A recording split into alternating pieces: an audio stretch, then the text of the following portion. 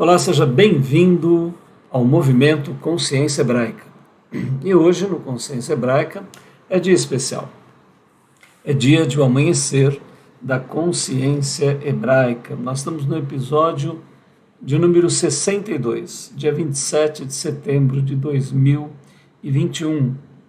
E estamos tratando de Jacó, Raquel, Bila e Zilpa e a formação das 12 tribos de Israel. Já é o segundo capítulo que a gente trata desse assunto.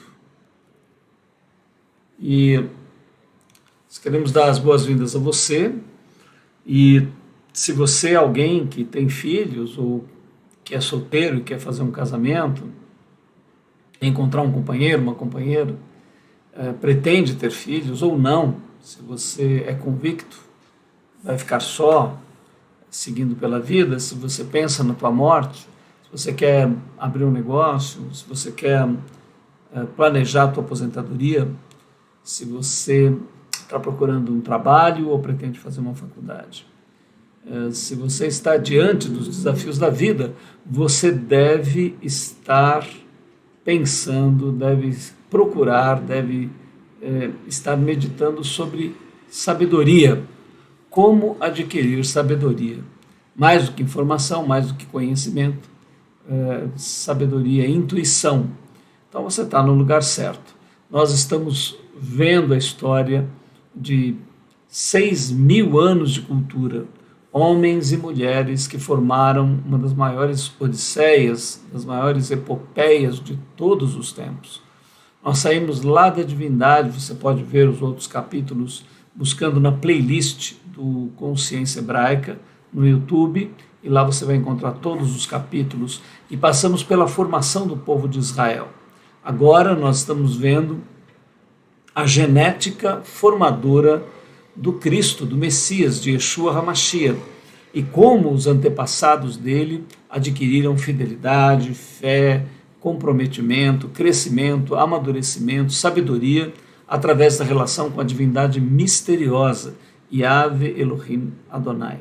Essa história é constituidora das bases de toda a civilização ocidental, e também o Oriente Médio, e muito teve a sua história mudada por toda esta trajetória. Então você tem diante de você, ou seja, quando você abre as escrituras de Gênesis a Apocalipse, você tem a trajetória que inspirou milhares de artistas, que promoveu reis, reinados, que promoveu a história humana, a história da cultura, a história de todo o Ocidente. E aqui nós estamos vendo a sabedoria acumulada por essas gerações e mais gerações de homens que intuíram isso. Então nós recomendamos fortemente que você pegue a série toda, medite profundamente, você vai adquirir muito entendimento, muita sabedoria. Vamos lá então. E aqui nos Ventos do Consciência Hebraica a gente sempre explica um pouquinho por que consciência hebraica. Das 4 potencialidades humanas, a fundamental é essencial, deveria ser o centro da nossa vida. Nela, a consciência, o arbítrio, a vontade e o amor são faculdades, mas a consciência é um polo mais importante. O hebraico, para nós, representa a espiritualidade humana como um todo. O judaico, a história de um povo lá no Oriente Médio. Sim, Jesus foi muito apresentado à grega, e nós queremos um Jesus mais à hebraica. O movimento Consciência Hebraica busca esse olhar original de Jesus sobre a espiritualidade humana. Esse curso fala sobre o início de tudo e de todas as coisas, e sobre as finalidades também. Desejamos a você uma boa viagem, oferecemos aqui o nosso jato para que você possa meditar em tudo isso. O que compreendemos de mais importante nesse bloco? A escada genética crística em espiral, que da terra toca o céu e a terra prometida, não como lugar, mas como um estado de ser, a medida realizadora do dízimo, a direção da divindade através da característica de cada pessoa, a formação das 12 tribos de Israel com os 12 filhos de Jacó, o fim anunciado desde o princípio, as várias relações de Gênesis a Apocalipse. E lemos os escritos hebraicos como composição de mão única, é surpreendente, fantástico e causa elevação espiritual. Bom, aonde nós estamos na nossa história? Em Gênesis 30, vendo exatamente como as tribos foram constituídas. Em Gênesis 30 está escrito assim: vendo, pois, Jacó à tarde do campo, saiu-lhe Lia ao encontro e disse: a mim possuirás esta noite, porque certamente te aluguei com as mandrágoras de meu filho. E deitou-se com ela aquela noite, e ouviu Deus a Lia, e ela concebeu, e deu à luz um quinto filho a Jacó. Então disse Lia: Deus me tem dado o meu galardão, pois tenho dado minha serva ao meu marido. E chamou o seu nome Isacar, que é o filho de número 9, a nona tribo de Israel. E Lia concebeu outra vez, e deu a Jacó um sexto filho. E disse Lia: Deus me deu uma boa dádiva, desta vez morará o meu marido comigo, porque lhe tenho dado 6 filhos. E chamou o seu nome Zebulon, a 10ª tribo de Israel. Depois teve uma filha, e chamou o seu nome Diná. Lembrou-se Deus de Raquel, e Deus ouviu e abriu a sua madre. E ela concebeu, e deu à luz um filho, e disse: tirou-me Deus a minha vergonha, e chamou o seu nome José.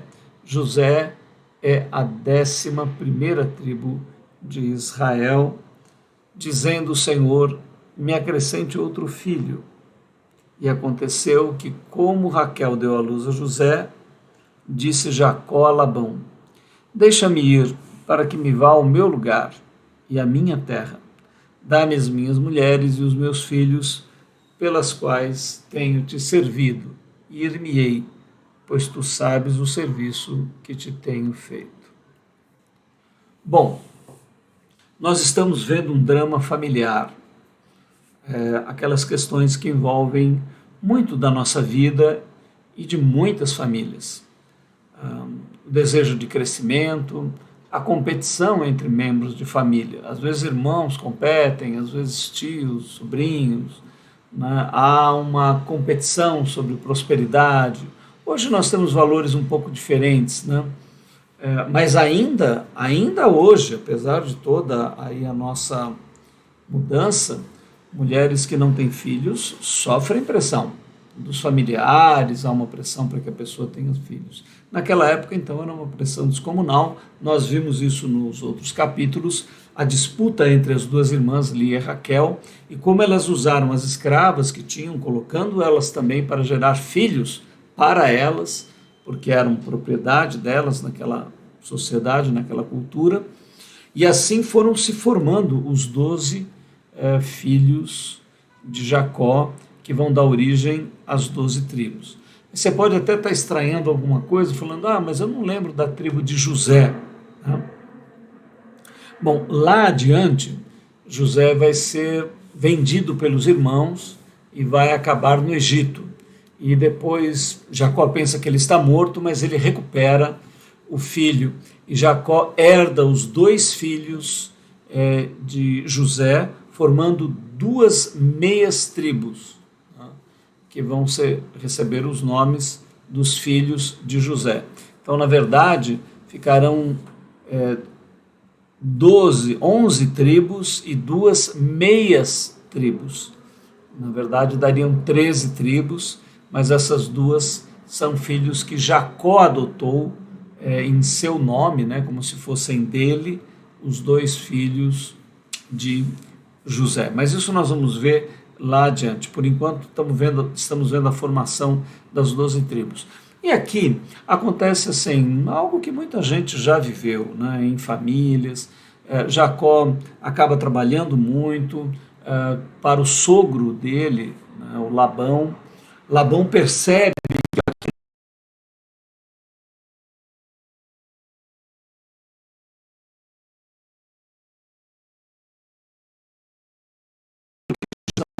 muito grande vinda através de Jacó, uma prosperidade muito grande, né?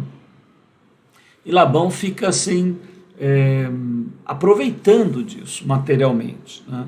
e ele vai subtraindo dos resultados, esse grande resultado acaba ficando mais com ele, né? Porque Jacó foi para lá sem nada, mas a vida de Jacó prospera muito. Tudo que ele coloca a mão, há uma prosperidade, há um aumento, há um acréscimo. E Labão então começa, além de aproveitar desse processo, ele não quer que Jacó vá embora, ele quer que Jacó fique ali. Mas havia uma direção da divindade para que Jacó não ficasse lá, porque essa região era o atual Iraque, de onde Abraão tinha vindo.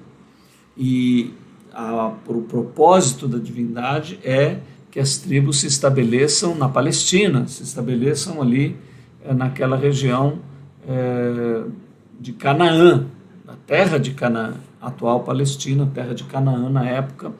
Então ele vai chamar Jacó para lá. E Jacó vai receber uma série de estratégias para que ele não tenha tanto prejuízo, né? E vai haver ali uma disputa familiar.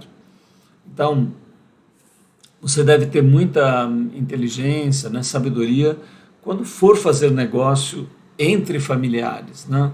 Procurar deixar as coisas bem claras, deixar as coisas muito bem explicadas, se possível por escrito, documentadas, né? Para que não haja confusão. Às vezes nós não temos muita sabedoria com isso, fazemos as coisas no entusiasmo, achamos que tudo vai dar certo, mas quando os detalhes são tratados, né, quando eu tenho que discutir as coisas depois, um pensa uma coisa, o outro pensa outra, e acaba então algo que deveria ser para a harmonia, para o sucesso e para o trabalho, se transforma num grande pesadelo, né? Então, aqui a sabedoria mostra que você deve planejar as coisas, buscar com entendimento acertá-las, né? Vê-las com antecedência, né? Jacó, por exemplo, entende a situação e ele acaba buscando uma direção divina. Há uma intuição também poderosa que acaba favorecendo Jacó. Nós vamos ver isso na história dele, né? Então eu pergunto para você, você reserva um tempo para ouvir a voz interna, intuitiva? Você tem um processo de meditação, de oração, ou como nós temos chamado, meditoração? Você para o mundo, puxa o freio do planeta Terra, se coloca numa posição intuitiva, com um texto sagrado, com uma música sagrada, e você apresenta as tuas dificuldades, as tuas ansiedades, os teus problemas, aquilo que está diante de você, e você, depois de falar, silencia e ouve essa intuição, você lê os textos sagrados buscando inspiração. Tudo isso é um processo que eu te recomendo, né? Ah, mas eu não vou misturar coisas profanas com coisas sagradas, os meus negócios. Ora, só se você faz muita atrapalhada ou versa mal com bens ou está defraudando alguém, né? Se você é um trabalhador, um empresário justo, digno, que faz as coisas corretamente, não há profano e sagrado, né? O trabalho, tudo que você fizer, vai estar relacionado com a vida, com a tua necessidade, você deve estar produzindo bens, né? Então, Jesus vai nos ensinar, né, o Messias vai nos ensinar a nós apresentarmos todas as coisas perante o nosso Pai. Ele cuida do nosso pão cotidiano, das nossas relações familiares, dos nossos contratos, daquilo que fazemos. Se o nosso coração é puro, se nós temos a intenção de fazer negócios corretamente, então tudo isso deve ser levado, né? As cartas dos apóstolos dizem, lançai toda a vossa ansiedade diante de Deus, do nosso Pai, né? Então não há assunto que você não possa tratar, né? Seja a tua sexualidade, seja a tua família, negócios, vida afetiva, vida amorosa, constituição ou não de família, filhos, tudo isso você deve ter este momento.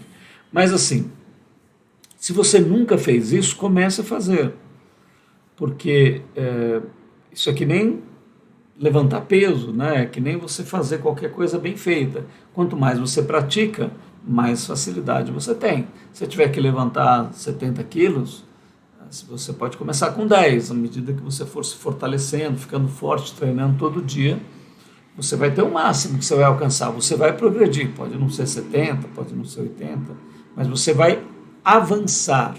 Meditação, meditação, oração é a mesma coisa.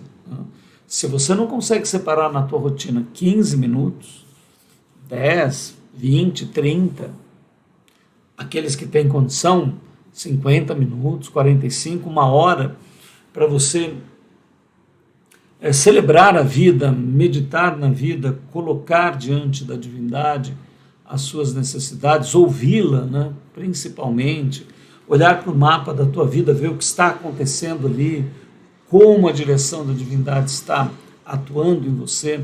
Nós percebemos aí em Jacó, em Isaac, em Abraão, que eles eram homens voltados à oração, voltados à meditação. Então nós recomendamos fortemente que você coloque isso em prática, que você ative a tua vida espiritual. Talvez teu melhor horário seja de manhã, talvez à tarde, à noite, 10 minutos, que sejam 5 minutos. O importante é que você todo dia reserve isso. Além da tua participação em alguma coletividade, né, que é uma outra vitamina, uma outra coisa que alimenta, é algo que alimenta a nossa vida espiritual. O coletivo e em solitude. Você com o sagrado e você com outras pessoas que buscam esse mesmo ideal. É muito importante essas duas polaridades para que o teu processo intuitivo possa te levar a tomar decisões sábias, né? Vai escolher um esposo, uma esposa, você vai ter filhos, você vai montar negócio, você vai estudar, você vai tomar decisões, né? Se você puder tomar essas decisões, além do teu desejo, da tua necessidade, além do teu sentimento, pela intuição, pela direção do Eterno, tudo na sua vida vai adquirir uma outra cor, né? Então, vendo aqui nesse texto, assim, as coisas importantes, né? A gente vê todo esse contexto familiar acontecendo, essas disputas. No encontro passado nós falamos sobre as mandrágoras, né? Se você perdeu, assista, é interessante. Tem até o filme do Harry Potter aí que trata a respeito delas, né? Como uma coisa mística, a gente comenta lá. Então, aqui a disputa das irmãs continua, né? Há também o nascimento de uma filha. Ela não dá origem propriamente a uma tribo por causa do patriarcado daquela época, né? Ela acaba sendo acarinhada, querida por todos os irmãos, mas ela não constitui uma tribo de Israel, né? E a Raquel tem então José, que vai ser um fenômeno de espiritualidade. José, ele vai ser um tipificador do Messias, né? Nós comentamos nos estudos passados que o bastão de ouro, né, a qualidade genética crística que gerará Jesus está em Lia, que não era propriamente a mulher que Jacó mais amava. Ele amava Raquel pela beleza, pela presença dela. Mas Raquel também gera filhos maravilhosos, e José, que é um verdadeiro fenômeno, e ele vai assim tipificar, né, ele vai ser um tipo de um Messias, uma pré-figura de Jesus. Vai ter muitas coisas na vida de José que prefiguram. Quando nós estudarmos daqui a pouco a vida de José, você vai ver isso. Ok?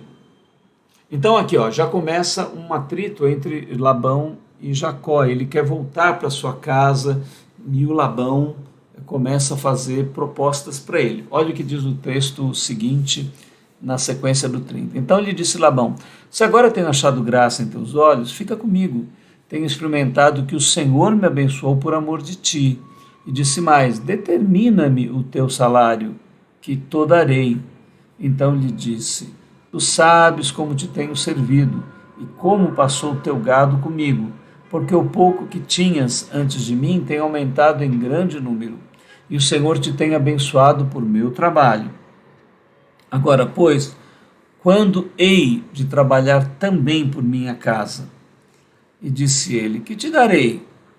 Então disse Jacó: nada me darás. Se me fizeres isto, tornarei a apacentar e a guardar o teu rebanho. Passarei hoje por todo o teu rebanho, separando dele todos os salpicados e malhados. e todos os morenos entre os cordeiros, e os malhados, e salpicados entre as cabras. E isto será o meu salário. Assim testificará por mim a minha justiça no dia de amanhã, quando vires o meu salário estiver diante da tua face. Tudo o que não for salpicado e malhado entre as cabras, e moreno entre os cordeiros, ser-me-á por furto. Então disse Labão: quem dera seja conforme a tua palavra. Olha, Jacó tem uma intuição, né? Ele realmente acabou sendo muito defraudado nessa linha do tempo, porque toda essa prosperidade, o próprio Labão reconhece que vem das mãos de Jacó. Se você lembrar bem, Jacó faz aquele pacto com Yahvé Elohim Adonai, do dízimo, né? Se ele prosperasse, se ele tivesse bom caminho, ele daria o dízimo à divindade, né? Isso é algo muito importante. Você pode meditar sobre isso. Eu não sei se você é dizimista, se você conhece o princípio do dízimo, mas quando nós temos essa disposição de separar da nossa prosperidade, daquilo que está aumentado na nossa vida, daquilo que vem, e muitas vezes por surpresa, e nos acrescenta, nos faz prosperar, que a gente divida isso, participe disso com outras causas, que não só a nossa causa do nosso ego, a nossa família, as coisas, né? Então é importante, se você frequenta uma comunidade e ali tem necessidades financeiras, porque se você se reúne num lugar, tem que pagar aluguel, tem despesas, enfim, pode ter alguém contratado, né? Ou se você não frequenta algum lugar, mas se você tem uma causa dos pobres, das pessoas necessitadas, que precisam estudar, ou seja, se você se envolve em causas sociais e separa uma parte dos teus recursos, não para você, mas para alguém, então você está levantando de manhã, não só pela tua luta, você está levantando de manhã, não só pelos teus objetivos, não só pela tua causa, né? 30, 40 levantam com você, se você também colabora com pessoas e faz com que elas recebam algo da tua prosperidade, né? Então essa medida de 10%, ela é uma medida excelente, que pode ser tomada. Evidentemente, ela não é uma obrigação, né, um mandamento como foi nos textos pré-messiânicos. Ele é algo voluntário que deve ser feito em amor, né? E evidentemente que com a compreensão que temos do Cristo, do Messias, não é só 10% que atribuímos ao Criador. Na verdade, 100% de tudo que é nosso pertence ao Criador. Ele nos deu a vida, ele nos mantém a saúde, ele mantém tudo funcionando dentro de você. Você só está vivo pela graça dele. Você só nasceu porque houve um mês exato onde aquele espermatozoide, aquele óvulo se encontrou. Um mês antes ou um mês depois, você não seria você. Tudo na tua vida, tudo que acontece, a Terra ser mantida todos os dias, e todos os planetas nas suas órbitas, e todo o equilíbrio homeostático do teu corpo, todo o equilíbrio interior e externo de você com a vida, tudo isso provém de onde? Isso é tudo fruto do caos, do acaso. Bom, fique à vontade se você achar assim. Nós compreendemos que tudo isso procede do eterno, do infinito, da vida infinita hiperconsciente que gerou tudo e todas as coisas e tem um propósito com elas, uma realização com elas, do qual nós fazemos parte. Então, quando você separa para alguma causa que não é apenas do teu ego, não é apenas para você nem para a tua família, mas você separa para algo maior do que você, evidentemente isso pode dar outra qualidade na tua vida, pode gerar prosperidade para você de fato. Você não está só lutando por você, você está participando do projeto da vida infinita. Então aqui, por causa dessa aliança, por causa dessa compreensão, Jacó tem determinadas estratégias, e aqui ele propõe essa estratégia para Labão, né? Provavelmente Labão aceita porque deveria ser mais fácil que gerasse o que ele estava esperando para ele, né? E não o contrário. Mas observe bem como haverá uma estratégia aqui por parte de Jacó. E separou naquele mesmo dia os bodes listrados e malhados, e todas as cabras salpicadas e malhadas, todos em que havia brancura, e todos os morenos entre os cordeiros, e deu-os nas mãos de seus filhos, e pôs 3 dias de caminho entre si e Jacó. E Jacó apacentava o restante dos rebanhos de Labão. Então tomou Jacó varas verdes de álamo e de aveleira, e de castanheiro, e descascou nelas riscas brancas, cobrindo a brancura que nas varas havia. E pôs estas varas que tinha descascado em frente aos rebanhos, nos canos e nos bebedouros de água, aonde os rebanhos vinham beber, para que concebessem quando vinham beber. E concebiam os rebanhos diante das varas, e as ovelhas davam crias listradas, salpicadas e malhadas. Então separou Jacó os cordeiros, e pôs as faces do rebanho para os listrados, e todo moreno entre o rebanho de Labão, e pôs o seu rebanho à parte, e não o pôs com o rebanho de Labão. E sucedia que cada vez que concebiam as ovelhas fortes, punha Jacó as varas nos canos, diante dos olhos do rebanho, para que concebessem diante das varas. Mas, quando era fraco o rebanho, não as punha. Assim as fracas eram de Labão e as fortes de Jacó. E cresceu o homem em grande maneira, e teve muitos rebanhos e servos, e camelos, e jumentos. Então ouvi as palavras dos filhos de Labão que diziam: Jacó tem tomado tudo o que era de nosso pai, e do que era nosso, e que era de nosso pai fez ele toda esta glória. Viu também Jacó o rosto de Labão, e eis que não era para com ele como anteriormente. E disse o Senhor a Jacó: torna-te à terra de teus pais, e à tua parentela, e eu serei contigo. Então mandou Jacó chamar a Raquel e a Lia ao campo para junto do seu rebanho, e disse-lhes: vejo que o rosto de vosso pai não é para comigo como anteriormente, porém o Deus de meu pai tem estado comigo, e vós mesmas sabeis que com todo o meu esforço tenho servido a vosso pai, mas vosso pai me enganou e mudou o salário 10 vezes, porém Deus não lhe permitiu que me fizesse mal. Ora, vocês veem, há uma estratégia. Daqui a pouco Jacó vai dizer que teve sonhos, né, que ele sonhava quando as cabras e os bodes se reproduziam, e também essa estratégia das varas. Não sabemos bem quais as leis que movimentaram isso, mas uma coisa é certa, aqueles acordos que Labão mudava, hora de um jeito, hora de outro, Jacó era sempre beneficiado, né? E já estava em tempo, porque Deus iria retirá-lo da terra de Labão. E Jacó precisava sair próspero de lá. Aliás, ele tinha prosperado muito Labão. Mas veja que enquanto Labão estava ganhando dinheiro, enquanto ele estava multiplicando, os filhos não reclamavam, né? Quando eles viram que Jacó começou a ter a retribuição de todo o seu trabalho, aí o que acontece? Eles começaram a ficar chateados. Então, assim, a pessoa só está contente quando ela está ganhando. Ela não quer ver a prosperidade dos outros, ela não quer ver o crescimento dos outros. Eles, nesse momento, não viram que Labão havia sido abençoado por Jacó, que Jacó tinha trazido muita prosperidade para todos eles, e que eles estavam, na verdade, todos muito ricos. Mas, na verdade, muitas vezes nós medimos não a nossa riqueza, mas medimos a riqueza dos outros, e assim nos sentimos pobres ou ricos, não pelo que temos, mas pelo que os outros têm. E aconteceu esse problema.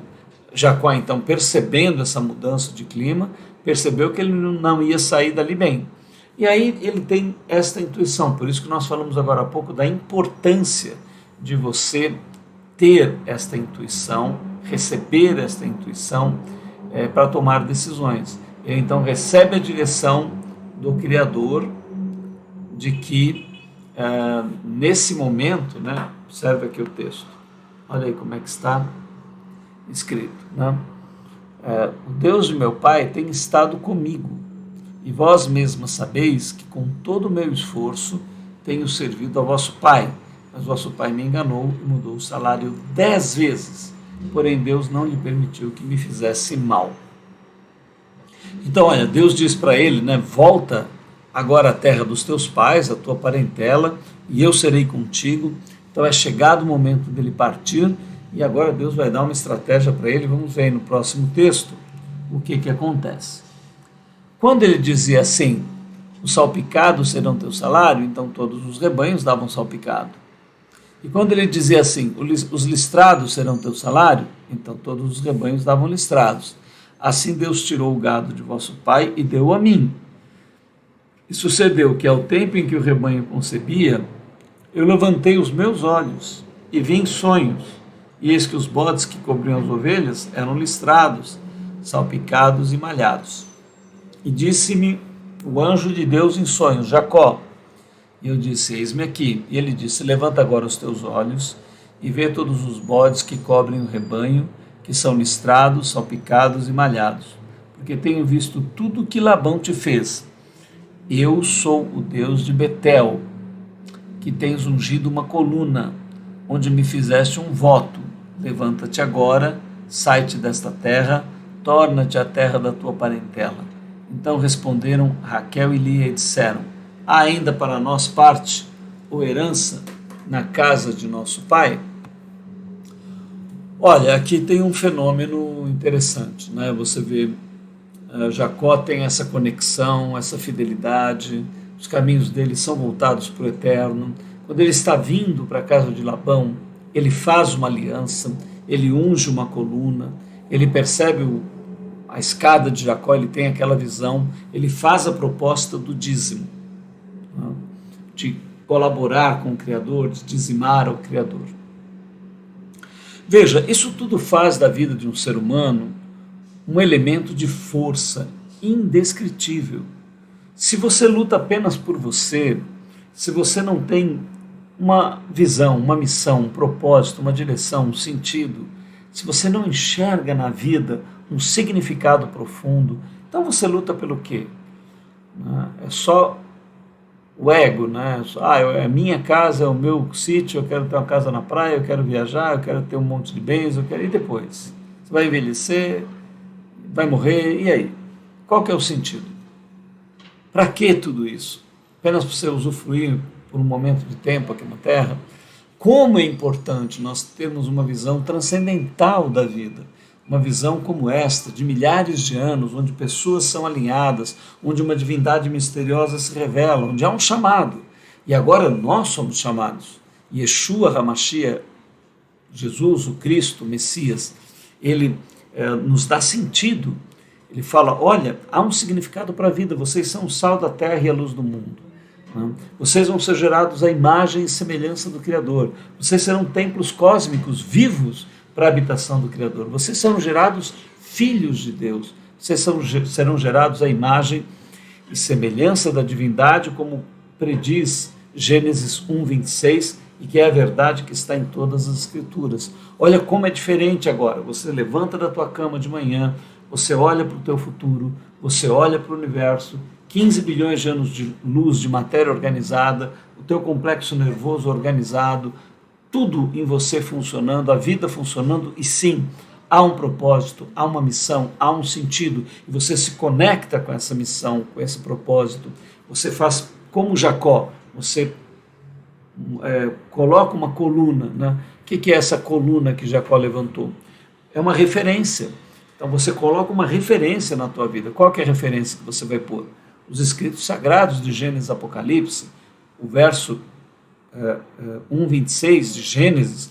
Olha, minha coluna é que eu vou ser gerado filho de Deus, né?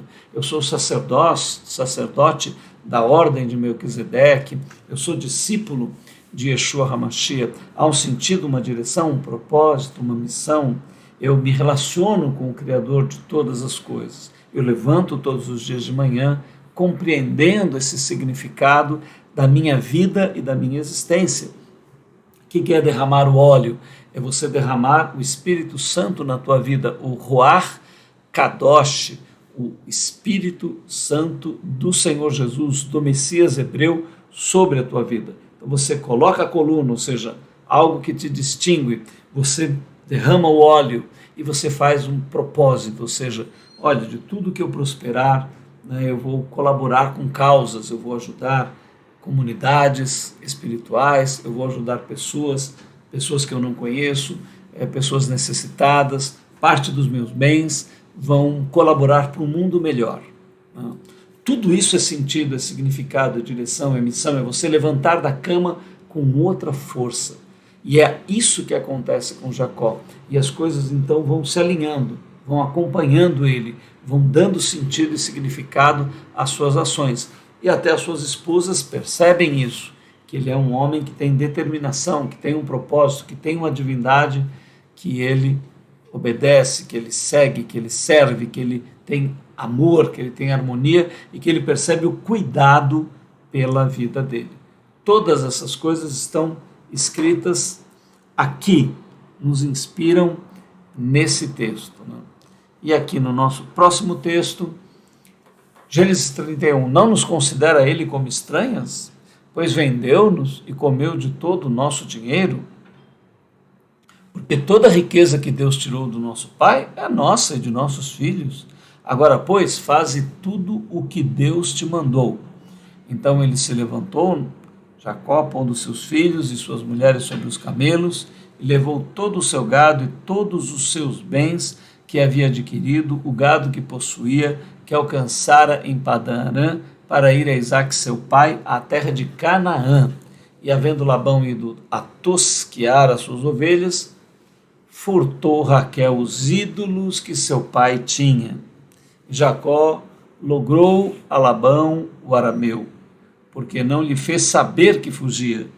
E fugiu ele com tudo que tinha, e levantou-se, passou o rio, e se dirigiu para a montanha de Gileade. E no terceiro dia foi anunciado a Labão que Jacó tinha fugido. Então tomou consigo os seus irmãos, e atrás dele seguiu o seu caminho por 7 dias, e alcançou-o na montanha de Gileade. Veio, porém, Deus a Labão, o arameu, em sonhos de noite, e disse-lhe: guarda-te, que não fales com Jacó nem bem e nem mal. Olha, nessa passagem nós temos coisas interessantes, algumas tristes, e vamos fazer esse comentário final, já indo para o final do nosso encontro. Queria que você percebesse aqui algumas coisas muito significativas, né? As mulheres concordam com Jacó, elas falam com ele numa fala única, dizendo: faze tudo o que Deus te mandou, reconhecendo o Deus dele. Jacó tem a direção de Deus para fazer o que está fazendo, e ele reúne todos os seus bens e vai embora. Vocês sabem que Labão não queria que ele partisse. Se ele fosse comunicar a Labão, fazer uma despedida correta, o Labão não ia dizer não, ele não ia aceitar. Então ele teve que sair dessa maneira daí. Só que aqui tem um detalhe muito triste, né?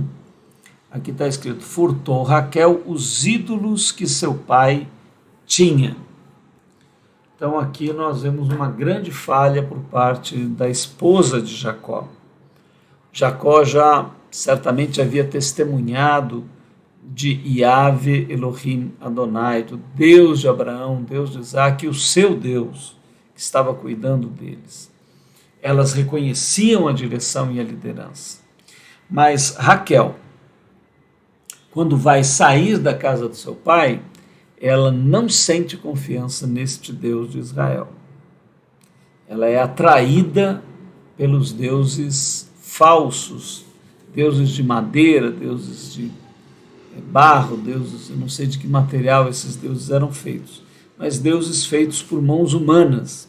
E ela, além disso, vai à casa do seu pai e furta esses deuses e leva com elas roubados os deuses do seu pai, sem falar com Jacó, sem falar com as suas irmãs, furtivamente, sem a direção nenhuma para fazer isso.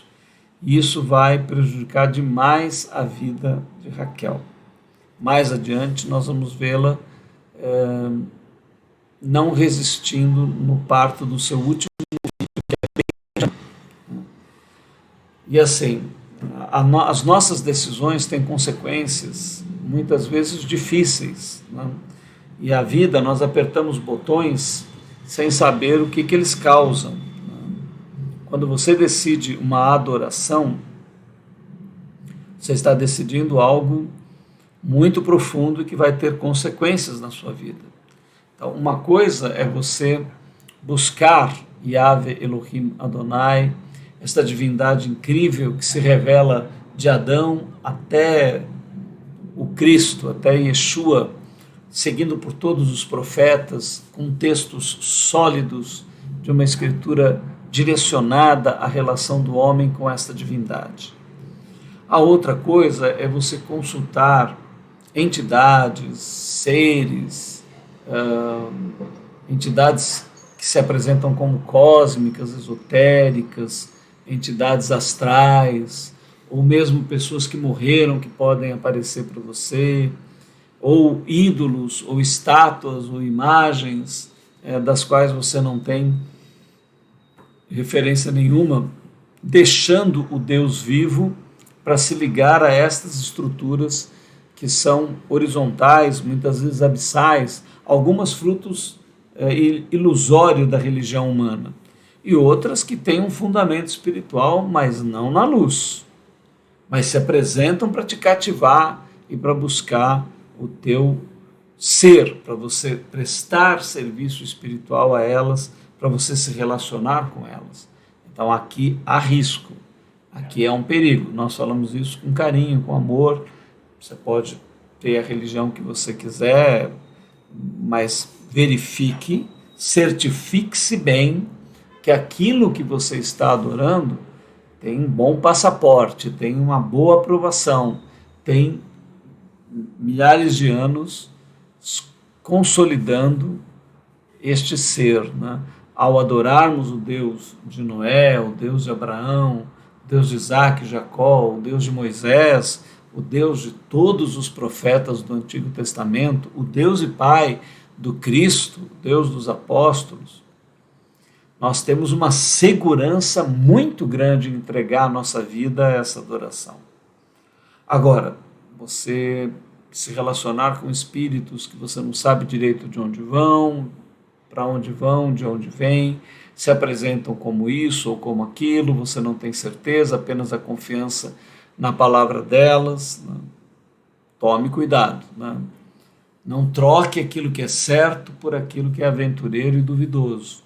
Então Raquel acaba incorrendo nesse grave delito, né? Mesmo tendo ali ao lado o testemunho do seu esposo, ela, ao invés de adorar o mesmo Deus que ele, na hora de uma viagem, de uma aventura, ela se sente insegura e ela se lança ao seu costume antigo e elege essa divindade, roubando os ídolos do seu pai.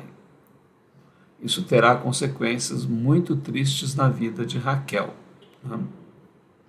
Então, apesar de toda a sua beleza, de toda a sua aparência, espiritualmente, Raquel não se mostrou formosa, bela e sábia, né? Então aqui está o nosso texto, e neste texto, além de vermos aí a questão de Raquel, depois acontece, o Labão vai atrás, e sabe-se lá com que intenções, né, de raptá-los de novo para trazê-los, né? Mas quando ele chega ali, ele tem um sonho, e a divindade aparece nesse sonho e alerta ele, dizendo: olha, você tome cuidado ao mexer com Jacó. Não diga nem bem nem mal, porque eu sou por Jacó. Então aqui a importância de tudo que eu acabei de dizer para você, né? Se você não tem sentido nem direção, se você não sabe de onde vem nem para onde vai, se você não tem ligação com nada, né? Jacó tinha. E esse Deus então interfere, né? Cria um alerta pela vida de Jacó. Todos nós vamos morrer, as coisas podem acontecer, isso não significa nenhum seguro garantido, mas o seguro garantido é que, seja lá o que acontecer conosco, nós estamos entregues nas mãos desse Criador. Jacó tinha essa segurança. Fosse para a vida, fosse para a morte, tudo estava entregue nas mãos do ser real, do infinito, do ser que dirige tudo e todas as coisas. Então eu quero muito que você tenha essa certeza no teu coração. E você pode ter essa certeza se você buscar nos escritos de Gênesis, Apocalipse, Yahvé Elohim Adonai e Yeshua HaMashiach, que é o Deus Pai e Cristo Messias, Jesus. Ali você tem total segurança em colocar a sua vida, em armar a sua rede, em lançar a sua âncora, em ancorar o seu barco, porque ali você tem total solidez, né? Então, ele está guardando aqui na mão. E com isso, nós chegamos ao nosso final. Eu queria indicar para você as nossas redes, né? Para você acompanharmos a gente ali no YouTube. Se você gostou do vídeo, dê um like, mande esse vídeo para alguém, se inscreva no canal, ativa o sino para você receber tudo que a gente produz no YouTube Consciência Hebraica. Se quiser, faça algum comentário, isso ajuda a divulgar o canal. Ou então, inscreva-se no Telegram. Você quer conhecer a gente mais de perto? Quer receber mensagens ou fazer alguma pergunta? Acessar todos os vídeos que já foi publicado? Se inscreva lá no Telegram. É só você instalar o Telegram no seu celular e procurar Consciência Hebraica. Também estamos melhorando o Instagram e Facebook. Precisamos aí de ajuda para colocar todo o material lá também. Nós somos o Movimento Consciência Hebraica. Desejamos que você tenha uma jornada maravilhosa, que a vida infinita te conduza, que esse mesmo ser que se apresentou de Noé, de Adão, até o fim dos tempos, irá se apresentar, se apresente a ti, que você esteja aberto para ouvi-lo. Ele está procurando você, ele está querendo amar você, fazer aliança contigo. Abra o seu coração, abra os seus ouvidos, ele vai falar ao seu coração, ele vai falar ao seu interior. Até a nossa próxima semana, onde continuamos com essa grande aventura, com essa grande epopeia, odisseia que estamos vendo. Até mais.